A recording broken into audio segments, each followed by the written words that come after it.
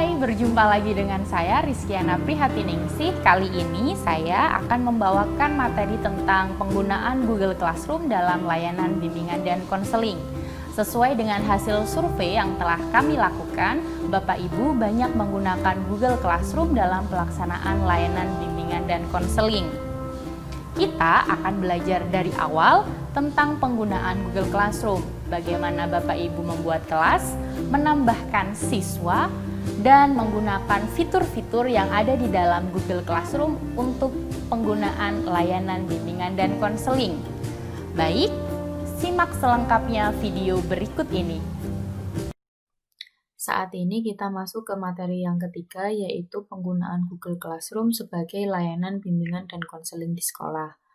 Di antara Bapak Ibu, saya yakin sudah banyak yang menggunakan Google Classroom karena sesuai dengan survei yang saya lakukan, itu banyak Bapak Ibu yang menggunakan Google Classroom sebagai salah satu platform yang digunakan untuk melaksanakan layanan bimbingan dan konseling selama kondisi pandemi. Saat ini mungkin banyak platform lain yang digunakan Bapak Ibu selain dengan Google Classroom ya. Ada Microsoft Teams ataupun ada juga Edmodo, kemudian ada juga Schoology, atau mungkin Bapak Ibu menggunakan Khan Academy. Tapi karena memang sesuai dengan survei, banyak yang menggunakan Google Classroom, alangkah lebih baiknya saya akan membuat konten materi ini tahap demi tahap, dan mulai dari awal untuk Bapak Ibu yang memang belum menggunakan Google Classroom. Kita masuk ke dalam browser, kemudian bisa langsung diketik Google Classroom. Kemudian diklik Google Classroom-nya. Apabila Bapak Ibu mempunyai akun Google, Bapak Ibu pasti akan menemukan tanda titik 9 seperti ini. Kemudian apabila di scrolling ke bawah, itu ada tulisan Google Classroom, salah satu fasilitas di dalam akun Google. Bagaimana untuk membuat kelas? Tentunya saja tinggal menambah tanda plus di sebelah kanan atas. Ada dua pilihan, Bapak Ibu mau join ataupun create kelas. Salah satunya kita akan membuat kelas, jadi kita bikin create kelas. Karena Bapak Ibu pasti mempunyai tim di dalam BK di sekolah, alangkah lebih baiknya apabila Bapak Ibu punya master kelas. Jadi saya memberikan saran untuk Bapak Ibu untuk punya virtual kelas sebagai master. Virtual layanan BK virtual.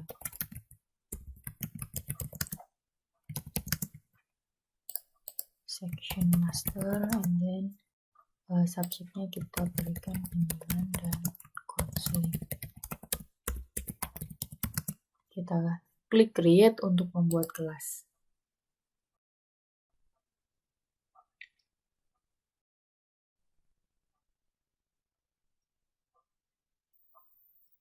Nah, seperti ini tampilan untuk memulai sebuah kelas di dalam Google Classroom. Karena ini sebagai master class, saya rasa langkah lebih baiknya Bapak Ibu mengundang tim guru BK yang lain untuk membuat konten atau membangun konten layanan di dalam master class ini.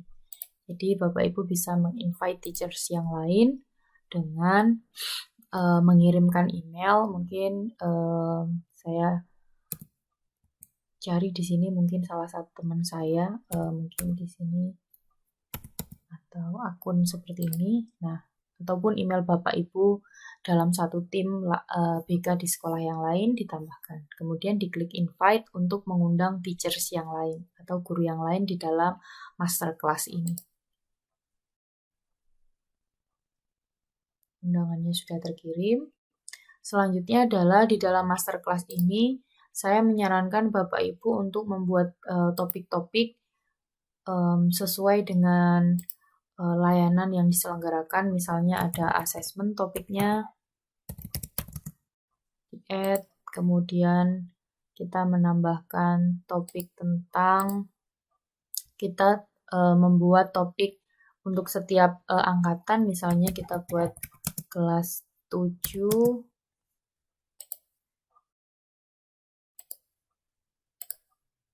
kelas 8, kemudian kelas 9.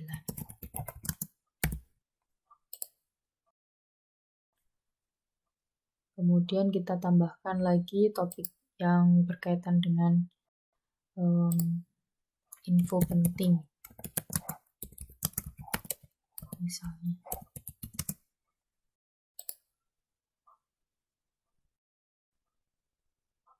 Nah, selanjutnya kita bisa menambahkan material, misalnya adalah kalender akademik, karena ini salah satu hal penting ya. Kita tambahkan, kita bisa membuat linknya, kita bisa memberikan kalender akademik ini, maaf kurang lengkap.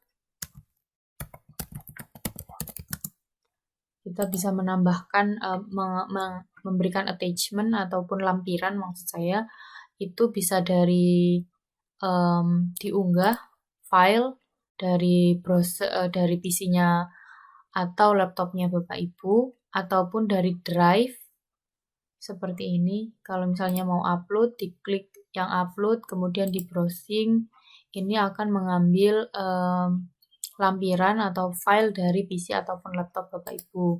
Tapi saya akan mencarinya dari drive saya.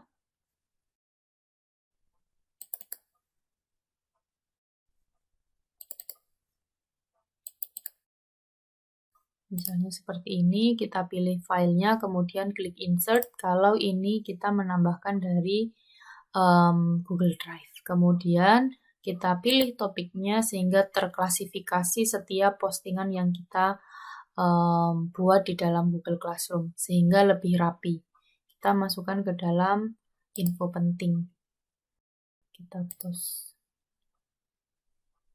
Kemudian misalnya kita mau menambahkan assessment yang sudah kita buat, kita tinggal mengklik assessment.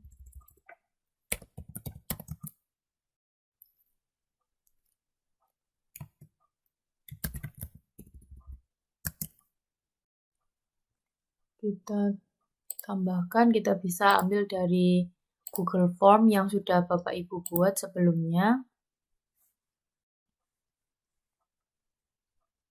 Misalnya ini, kemudian kita send, kita ambil, kita copy, kita masukkan ke dalam link, kemudian kita klik paste, add link, kemudian kita jangan lupa kita klasifikasikan ke dalam topik assessment.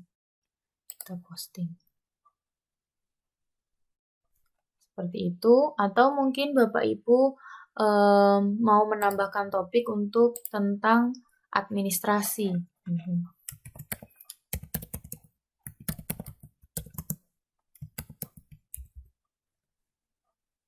Add. Nah, kita akan menambahkan di sini yaitu tentang material, yaitu logbook layanan konseling. Kemudian kita cari di dalam Google Form yang sudah dibuat. Kita copy lagi.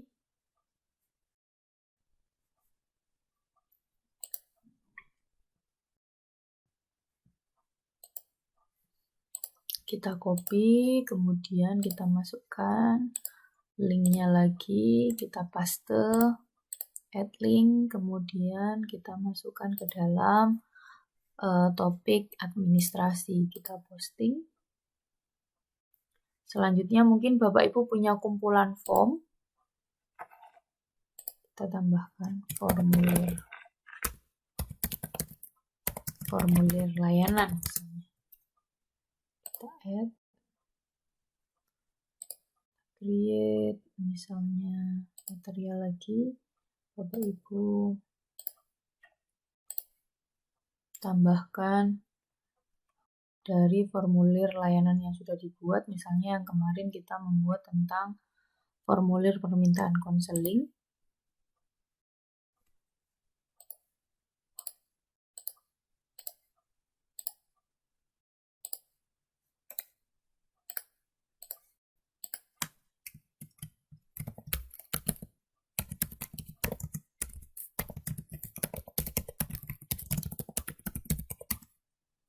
Kita masukkan ke dalam formulir layanan, topiknya kita posting. Nah, hal ini akan mempermudah kinerja Bapak Ibu apabila akan membuat kelas yang baru. Apabila di dalam setiap topik ini sudah ada data-data ataupun layanan-layanan yang akan diberikan kepada siswa. Selanjutnya, kita akan mengcopy. Kita masuk ke classes lagi. Nah, layanan BK virtual yang master ini kita copy. Misalnya Bapak Ibu ternyata mau membuat kelas virtual menggunakan Google Classroom untuk kelas 8. Kita copy di sini. Kemudian kita bisa ganti namanya. Misalnya namanya kelas 8A section. Nya dihapus, kemudian kita copy.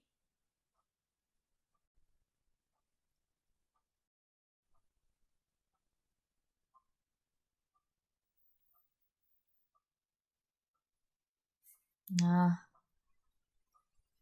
dengan mengcopy dari layanan BK virtual yang master tadi, itu Bapak Ibu tidak perlu menambahkan konten lagi karena secara otomatis konten yang berada di dalam masterclass itu tercopy di dalam kelas yang baru ini. Kita tunggu, kita klik, bisa dicek classwork-nya semuanya ada. Ya, jadi Bapak Ibu tinggal, nah, kita edit lagi, kemudian Bapak Ibu tinggal post misalnya. Kita posting ulang. Nah, seperti itu. Begitu juga dengan administrasi, kita edit, kemudian kita push. Informasi penting juga begitu. Kita edit dan kemudian kita push. Sehingga apa yang ada di masterclass otomatis juga bisa diakses oleh siswa di kelas 8A. Karena ini kelas 8, informasi terkait kelas section di kelas atau topik di kelas 9 dan 7 bisa kita hapus. Kita delete. Jadi, layanan yang hanya di kelas 8 saja yang kita gunakan. Delete. Nah, untuk asesmen tetap karena misalnya asesmen ini diperlukan gitu ya. Kalau misalnya mau topiknya dinaikkan, itu kita klik move up. Nah, atau misalnya informasi pentingnya harus berada di atas sendiri, kita klik di atasnya. Nah, seperti ini runtutannya. Nah, Bapak Ibu bisa mengklik generate meet link di sini. Kita klik yang generate meet link. Kemudian ini kalau misalnya ternyata Bapak Ibu menginginkan tidak diperlihatkan kepada siswa, itu bisa diklik di sini, visibilitasnya bisa dilihat oleh siswa atau enggak. Tapi kalau keinginan Bapak Ibu untuk biar linknya ini bisa terlihat, kita klik kanan dan kemudian di save. Selanjutnya Bapak Ibu bisa menginformasikan kepada siswa untuk bergabung di dalam Google Classroom dengan kode kelas yang ini. Seperti ini, kemudian di copy link, copy invite linknya dan bisa dikirim dan dipaste di manapun, termasuk di dalam WhatsApp. Kemudian pengaturannya, nah di sini, nah, setting apply to both invite link and class code. Nah ini juga Bapak Ibu bisa atur. Selanjutnya pengaturan yang lain adalah apakah Bapak Ibu memperkenankan untuk siswa itu tidak hanya bisa memberikan komentar tetapi juga memposting, bisa pilih yang paling atas, atau siswa hanya disetting untuk memberikan komen saja, dipilih yang nomor 2 ini, atau hanya gurunya saja yang dapat memposting dan memberikan komentar, bisa diklik yang bawah sendiri. Kalau ini kita bisa setting untuk siswa hanya bisa memberikan komentar. Nah, seperti itu.